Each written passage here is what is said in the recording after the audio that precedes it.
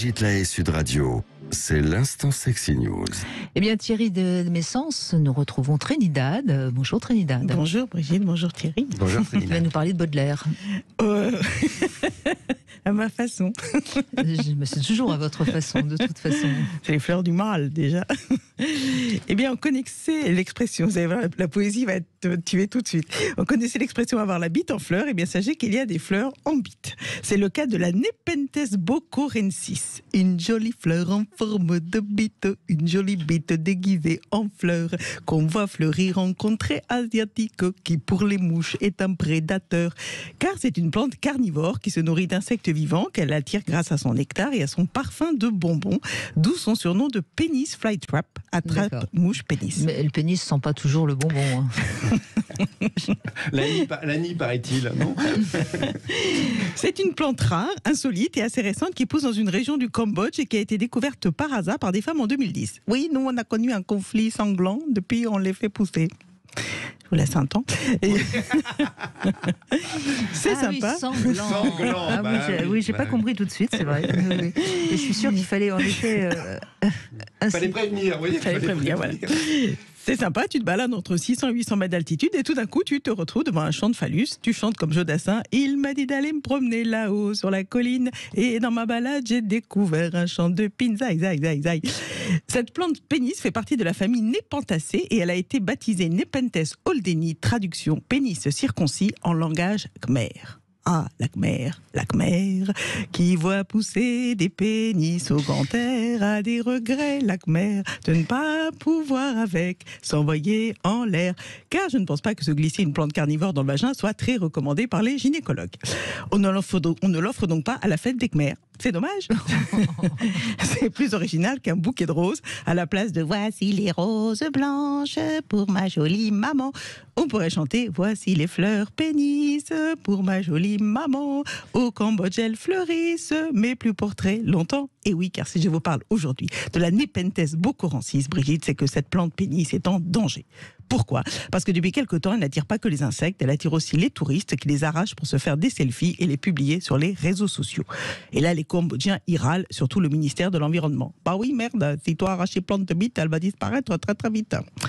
Ben oui, la Nepenthes bocorensis amuse beaucoup les jeunes filles, mais c'est une espèce rare et menacée. Jusque-là, elle poussait dans une zone protégée, mais cette zone est de plus en plus envahie par les touristes et par les terrains agricoles qui prolifèrent.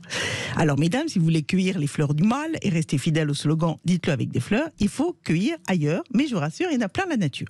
Vous pouvez par exemple aller cueillir le phallus impudique, un champignon de 10 à 20 cm de haut, aussi appelé mori du diable. Les hommes en sont jaloux, ils crient dès qu'ils le sentent, parce que ça pue « Garomori ». Et en octobre 2021, il y a à peine 7 mois, s'est produit un phénomène rarissime, l'Amorphophallus decus sylvae. Qu'est-ce que c'est que ça ? Je vous la refais. L'Amorphophallus decus sylvae est une autre plante pénis qui a fleuri aux Pays-Bas au grand bonheur de Dave et de ses compatriotes. J'irai bien refaire un tour au jardin botanique et pourquoi pas faire l'amour avec une belle plante phallique dans une serre. Oui, Brigitte, il leur a valu 6 ans de travail pour faire pousser cette plante tropicale indonésienne qui a donc elle aussi la forme d'un phallus. La 3e fois seulement que cette plante éclot en Europe depuis 1997. Seul problème, on ne peut pas l'offrir non plus. Pourquoi ? Parce qu'elle pue aussi. Ça fait vraiment pas envie. La chair en décomposition lors de la phase de floraison femelle, qui est ensuite suivie par la phase de floraison mâle, mais on ne dit pas si ça sent mieux. Et on a du mal à la faire pousser en Europe parce qu'il faut un environnement très chaud, modérément humide. Et pourquoi elle a mis 6 ans à fleurir ? Ils ont oublié de l'arroser ? Pas du tout. Parce que cette floraison utilise simplement toute l'énergie qui a été stockée dans le bulbe. Un peu comme un homme. Et donc, pour fleurir à nouveau, le bulbe doit produire une série de feuilles sur 3, 10 ou 12 ans. Au jardin botanique de l'Aide, la floraison de leur plante pénis a débuté en septembre. Un mois après, la tige faisait près de 2 mètres de hauteur. Et la floraison ne dure pas longtemps, jusque quelques jours. Idem au jardin botanique royal d'Édimbourg. On a vu fleurir en 2015 pour la première fois en 12 ans l'Amorphophallus titanum, le pénis du titan. C'est long à partir, mais une fois que c'est parti, c'est parti. Sa longue tige nommée le spadis augmente de 10 cm par jour lors de sa croissance. Par jour ? Par jour. jusqu'à dépasser les 1,50 m au moment de la floraison. Et dans ce cas présent, la plante surnommée New Ricky aurait atteint 2,67 m selon le jardin botanique, mais sa floraison ne dure que 72 heures. Je pense que ça ramène à la taille du pénis de l'homme, on doit être dans les mêmes proportions.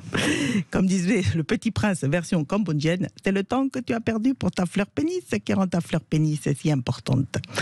Ainsi, il y a 50 ans, M. Jiquel, pépiniériste et fondateur du parc tropical de Saint-Jacques-les-Pins, en Bretagne, a semé des graines de Trichoceresus, j'en perds ma page, de Trichoceresus, il est parti où? Il est là. De Trichoceresus, un cactus de Bolivie connu sous le nom de torche bolivienne. Alors, on ne sait pas si M. Jiquel, en semant les graines, a planté par inadvertance une des siennes. Toujours est-il que le de la typique colonne avec piquant de cactus bolivien, les Bretons ont vu pousser une tige lisse sans épines qui ressemble à un pénis humain, qui en vieillissant devient bleu-vert, clair et ridé. Depuis, l'espèce s'est développée. En Allemagne, on l'a baptisée Frauenglück, qui signifie la joie des femmes. Et si vous voulez offrir la panoplie complète, pénis et testicules, allez en Afrique, vous trouverez l'arbre à couilles ou roustonnier. Voilà. Il y a les fleurs que l'on cueille et celles dont on respire l'odeur, celles qu'on pose sur les cercueils, celles qu'on offre à l'élu de son cœur. Il y a les fleurs que l'on plante et celles qui sont vite fanées. Mais un jour fleurit le pénis qu'on attendait. Bon, bah écoutez, ça fait pas très envie finalement tout ça. Pas très envie, c'est surprenant, mais c'est surprenant. Oui, mais c'est vrai que quand on regarde bien les plantes, il y a énormément de choses qui symboliquement font penser à une vulve ou à un pénis. Ah oui, moi j'en ai dans mon jardin, il y a des champignons qui sont poussés, là j'ai cru que c'était Béatrice, mon épouse, qui les avait plantés, je me suis dit, elle m'a fait une surprise, ou peut-être qu'elle est en manque de quelque chose.